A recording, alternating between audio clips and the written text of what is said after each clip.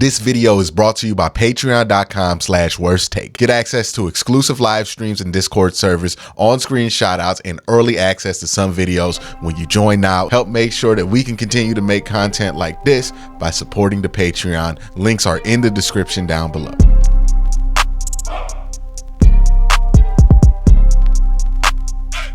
The tackle situation is clearly a problem for the Cleveland Browns. Even if Jed Wills comes back week 1, there are issues that you have with Jed Wills' consistency as a football player, his ability to play at a high level consistently.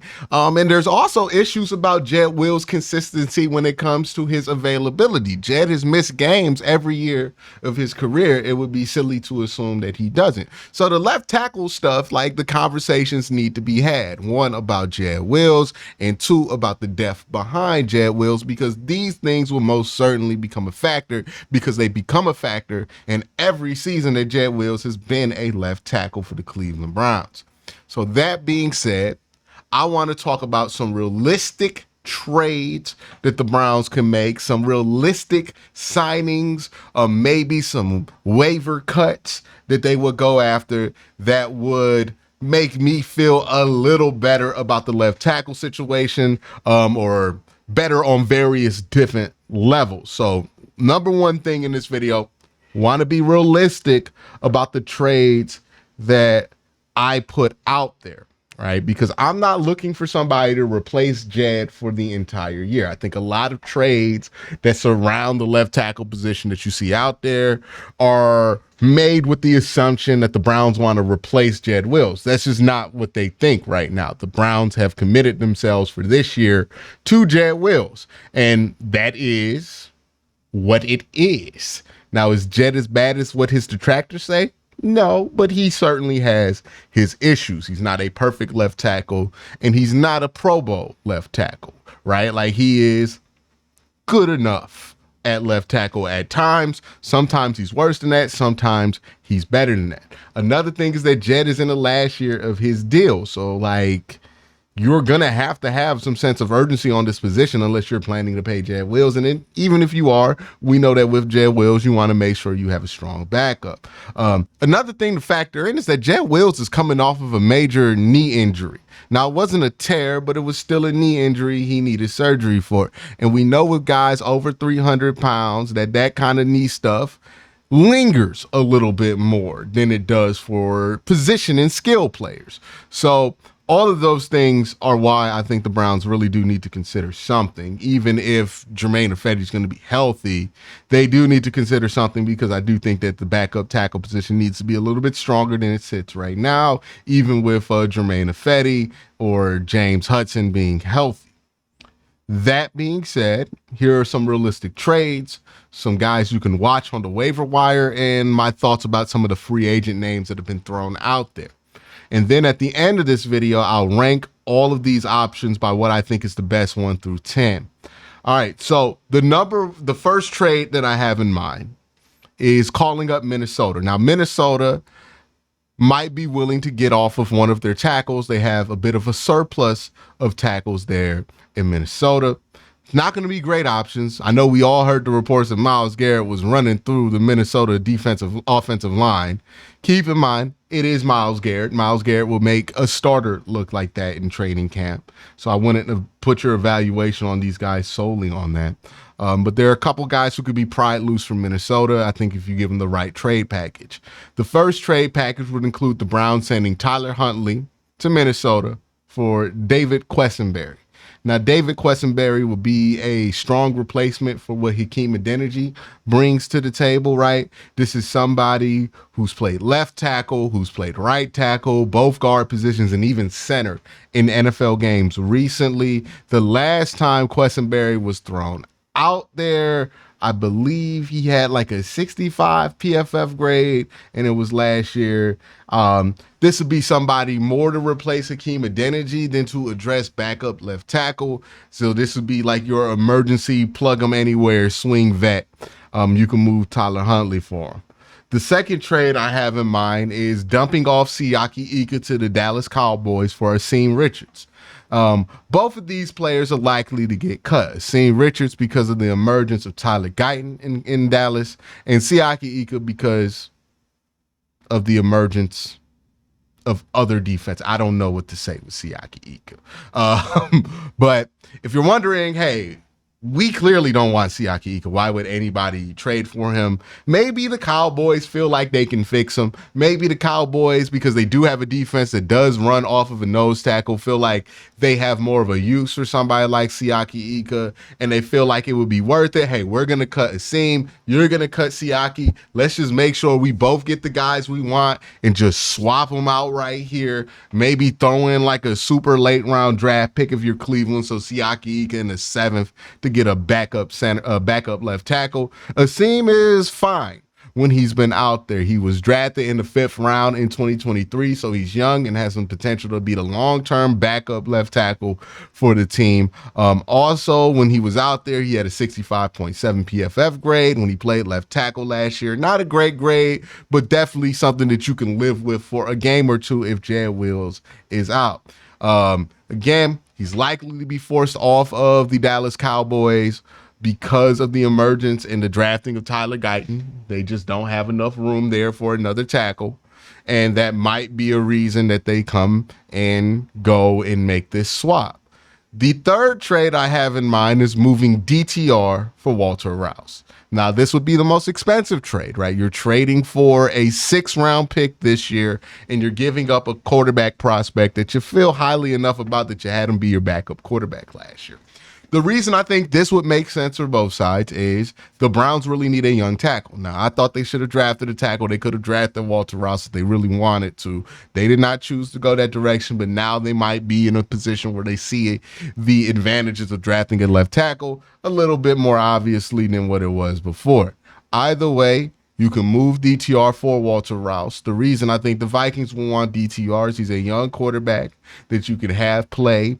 And if Sam Darnold craps out, you know that you could put DTR in there. He runs a very similar system, or he's good at running a very similar system that Kevin O'Connell likes to run there. Those are my 3 trades. So just to recap, Tyler Huntley for David Kessenberry, straight up. Asim Richards for Siaki Ika, and maybe a conditional 7th-round pick you could throw in there. And then DTR for Walter Rouse. And if I'm the Browns, I would probably want a conditional 5th in addition to Walter Rouse. None of those trades are going to be sexy because the Browns aren't trading for a starter. They're trading for a backup. They might want to go with somebody more established. They might want to go the swap out route. They might want to go with somebody a little bit more young. Let's talk about waiver claims. Some names I think you should keep your ears open for if they get cut. Jackson Barton out there in Arizona, a career backup left tackle. Josh Jones, who was a former 3rd-round pick in 2020. We know the Browns were interested in him back then. Baltimore has him now. The Browns aren't going to trade with Baltimore, and there's a chance that Josh Jones does get cut from Baltimore, which would open up an opportunity for the Browns to claim him off waivers. Brandon Walton from Tampa Bay is another name. Thayer Munford, formerly of Ohio State, plays for the Raiders, could be somebody they look at. Stone Forsythe is probably the best name on this list, in my opinion. He's played a lot of left tackle. He's played some right tackle. He's probably the best player right now out of everybody here. Garon Christian, there's familiarity there. He might get cut from the Titans. And then AJ Akuri from the Rams is also another name that could pop up. Obviously, none of these waiver claim names are going to be sexy. It's not the objective. These are all guys outside of these are all guys that you can feel comfortable being your 2nd or 3rd tackle on the depth chart. Let's talk about some in-house solutions that I don't think are going to work. There is some thought about putting Jack Conklin at left tackle if Jed Wills is not ready to go week 1. Now, so there are a couple of things that don't really shake out with that plan. Jack Conklin, I don't think is further along in his rehab than Jed Wills, so it doesn't make sense that he would beat Jed Wills back in the first place. Even if that were the case, Jack Conklin, I understand, played left tackle at Michigan State, but that was 10 years ago.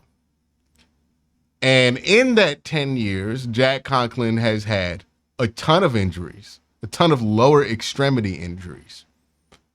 I think flipping him to left tackle at his age, after all the injuries he had, while he's still working back from an injury, is a recipe for disaster.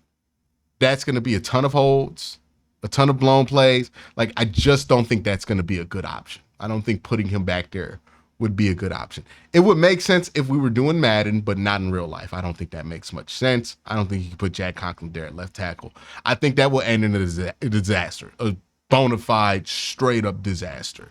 Look at tackles who have played like one tackle position their whole career, and then they magically switch to the left side. It does not work out. I think here's some free agents. Donovan Smith is a big name that a lot of people talk about. His play has significantly declined since 2021. He was bad his last year in Tampa Bay and worse his last year in Kansas City. So he's not the player he once was. I think he would be fine as a backup tackle because he's a veteran left tackle who's a two-time champion. He'd be fine as a backup. The question is, does he still think he's a starter? Because he's not anymore. And what kind of money is he trying to make? When you're talking about free agents that are still available at this point, it's usually because they're not willing to take the minimum. They want to take more than the minimum. I'm not paying more than whatever the vet min is for Donovan Smith because he's not at the point of his career where he's worth much more than that. David Bakhtiari is another name that's been thrown out there. And this sounds good when you first hear it, right? It's a big name. You can attach it to a headline. Most people associate him with still being good. But then you look into this for 2 seconds and it doesn't feel like as good as an idea. David Bakhtiari has been dealing with knee issues on and off since 2020, and he just had an ACL tear early last season.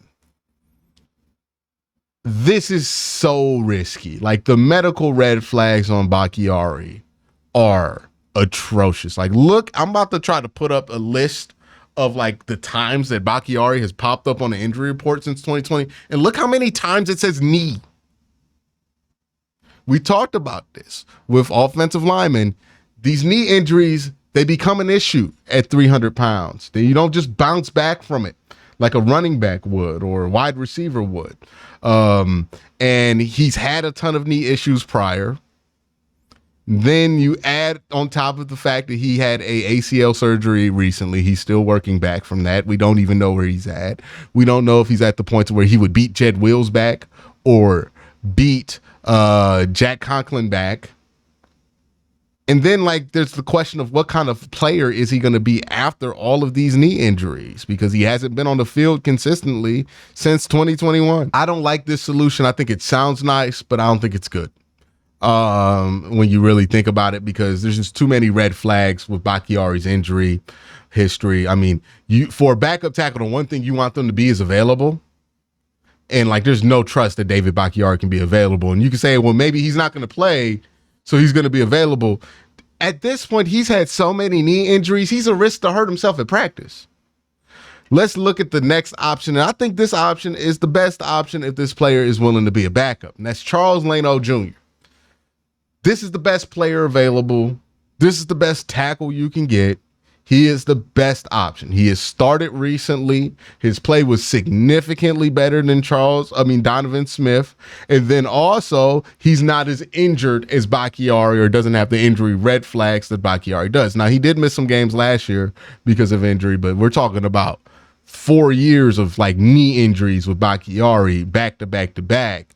With Charles Leno, we're talking about an injury that he came back from by the end of the season. The question for Charles Leno is, he still a starting caliber tackle, I think, in my eyes. Does he still want to start somewhere? Is he willing to accept a backup role? And how much money does he want? Now, this is a player I would be willing to pay maybe $6 to $8 million to back up at left tackle. Even though the Browns are already spending way too much money on the offensive line, I would be willing to do this just for the security that it offers, because I would feel great that if something goes wrong with Jed, you have Charles Leno back there. That would fix a lot of my concerns about the Browns tackle situation. I would feel really good. I think it would be a duct tape solution, but it'd be a nice duct tape. It'd be some strong duct tape that you'd be putting together there with Charles Leno Jr. Those are what I think are the realistic options for the Browns to do something about left tackle. If you want me to rank the possible solutions, here's how I would do it. Number one would be Charles Leno Jr. I would be the most happy with doing this. Number two, swapping Huntley out with Kessenberry doesn't really fix all of your problems, but you get somebody who could be useful to you for Tyler Huntley, who might not make the roster, and who knows how long that he stays on the Vikings. Right? There's a chance you could just sneak him back. Josh Jones off waivers. You give up nothing. You get Josh Jones. I'd be happy with that. Akeem Richards is number 4, so trading him for Siaki Ika, I would be fine with that. I would be pretty happy with that. Stone Forsythe off waivers. Good. And like, that's number 5 for me. After this, it's better, but I don't feel great about it, right? Those first 5, the Browns do it. All right, cool. I'm happy. Donovan Smith is 6. I think getting Donovan Smith would be the 6th best solution. Would have some concerns about if Donovan Smith had to play for an extended period of time, but in a game or two, I think he'd be fine. Trading DTR for Walter Rouse, I just think the price is a bit much, right, for that. I would want a 5th or a conditional 5th back if I do that for DTR, or a conditional 6 if I do that for DTR and Walter Rouse. The price is what stops me, not the player. Number 8 would be David Bakhtiari, signing him. The injury stuff, I just don't know if he will be there to be a backup tackle, and if he's not, he's going to take up a roster spot, and you're going to be even in a worse situation. After David Bakhtiari, there's Garon Christian, and he's only above the rest because he's been here before, so there's less you have to teach him. And then number 10 would be literally every other waiver claim would be number 10 on my list. It'd be better than doing nothing. Like, at least you're doing something. That's how I feel about it.